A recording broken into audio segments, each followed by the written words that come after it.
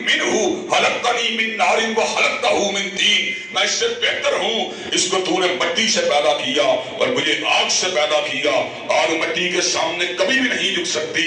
اور حضرات گرامی قدر سیدنا آدم نے کیا کیا تھا؟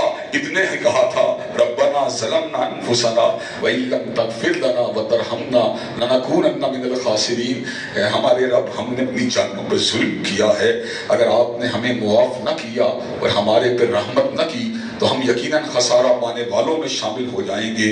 تو اللہ اس بات کے پر کتنا خوش ہوا تھا، اللہ نے کہا تھا فَإِمَّا يَأْتِيَنَّكُم مِّنِّي هُدًى فَمَن تَبِعَ هُدَايَ فَلَا خَوْفٌ عَلَيْهِمْ وَلَا هُمْ يَحْزَنُونَ۔ آدم میں تیری اولاد اور تمہارے پاس اپنی طرف سے ہدایت کو بھیجوں گا، اور جب میری ہدایت کی پیروی کرے گا میں اس کے خوف بھی دور کر دوں اور غم بھی دور فرما دوں۔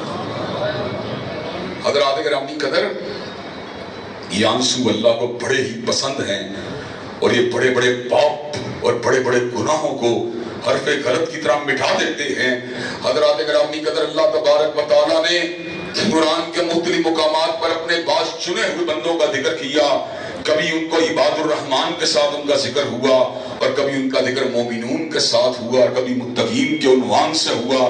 عباد الرحمن کے ذکر میں اللہ نے اپنے بندوں کی صفات بیان کرتے ہوئے یہ بات بیان کی ہے، وہ مشرک نہیں ہوتے، وہ شرک نہیں کرتے، وہ قتل نہیں کرتے، وہ زناکاری کا ارتکاب نہیں کرتے، اس لیے کہ یہ تو بہت ہی بڑے پاپ ہیں، اور وہ جو ایسے کام کرے گا جہنم اس کا ٹھکانہ ہے۔ اللہ ایسا کام کرنے والے میں بھی کبھی آپ کی رحمت اتر سکتی ہے؟ کہاں ہاں اتر سکتی ہے۔ الا من تاب وآمن وعمل عملا صالحا فاولئک یبدل اللہ سیئاتہم حسنات۔ ان گناہوں کے ارتکاب کے بعد تم ایمان کو لے کے آؤ، توبہ کو لے کے آؤ، عمل صالح کو لے کے آؤ، میں تمہارے گناہوں کو معاف ہی نہیں کروں گا، گناہوں کو نیکیوں کے ساتھ تبدیل کروں گا۔ سبحان اللہ۔ حضرات گرامی قدر، اللہ تبارک و تعالیٰ نے گناہوں کی گریوٹی کو واضح کرنے کے لیے اور شیطان کی جو یاسیت کا وار ہے اس کو مٹانے کے لیے اور نا امیدی کا اندھیرا جو ہے اس سے انسانیت کو باہر نکالنے کے لیے بڑے ترین گناہوں کی مثال دے کر اپنے بندے کے ٹوٹے ہوئے دل کے اوپر مرہم کو رکھا۔ تو کتنا بھی بڑا پاپی کیوں نہ ہو، تو شرک سے بڑا گناہ تو نہیں کر سکتا، تو قتل اور زناکاری سے بڑا گناہ تو نہیں کر سکتا، اور شرک کا ارتکاب کرنے والے اور قتل کرنے والے، خون ناحق کو بہانے والے اور زناکاری کا ارتکاب کرنے والے، اگر تو بھی توبہ اور ندامت کے آنسوؤں کو لے کے آئے گا تو میں تیرے گناہوں کو معاف ہی نہیں کروں گا بلکہ نیکیوں کے ساتھ تبدیل کروں گا۔ سبحان اللہ۔ حضرات گرامی کا تو پھر ایسا ہوا کہ نہیں ہوا؟ تاریخ نے شہادت دی کہ وہ جو 99 انسانوں کا قاتل تھا، جب 99 انسان قتل کرنے کے بعد اللہ کی رحمت کا طلبگار ہوا تو ایک عالم کے پاس پہنچ کے الفاظ کہے کیا میری بھی خطاؤں کے معاف ہونے کے کوئی امکانات ہیں؟ کہا نہیں ہیں، اس کو بھی قتل کر ڈالا۔ اس کے بعد کسی سے پوچھا میں کہاں پہ جاؤں، میں نے تو ابھی ایک اور بہت بڑا گناہ کر دیا ہے۔ کہا فلاں مقام کے اوپر نیکوکاروں کی ایک بستی ہے، اس بستی میں جا کر اپنی زندگی کے باقی ماندہ دنوں کو گزار، شاید کہ اللہ تبارک و تعالیٰ کی رحمت جو ہے وہ جوش میں آ جائے۔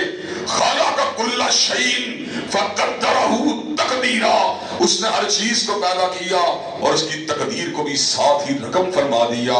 وہ دن جو سفر کا دن تھا وہ اس کی زندگی کا آخری دن تھا۔ حضرات گرامی کے نیکوکاروں کی بستی کا سفر کرتا ہوا اگر یہاں سے لے کر یہاں تک فاصلہ ہے تو آدھے سے کم فاصلہ بھی طے کیا ہوگا، پیغام اجل آ جاتا ہے، اس کی روح کو قبض کر لیا جاتا ہے، اللہ کے سامنے اس کے کیس کو پیش کیا جاتا ہے۔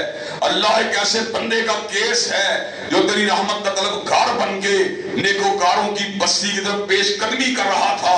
اللہ نے کہا پیمائش کرو زمین کی، اگر فاصلہ سفر کے پوائنٹ آف ڈپارچر سے کم ہو، پوائنٹ آف ڈپارچر کے قریب ہو، جہنم میں پھینک دیا جائے، اور اگر فاصلہ جو ہے پوائنٹ آف ارائیول کے قریب ہو تو اس کو جنت کے اندر داخل کر دیا جائے۔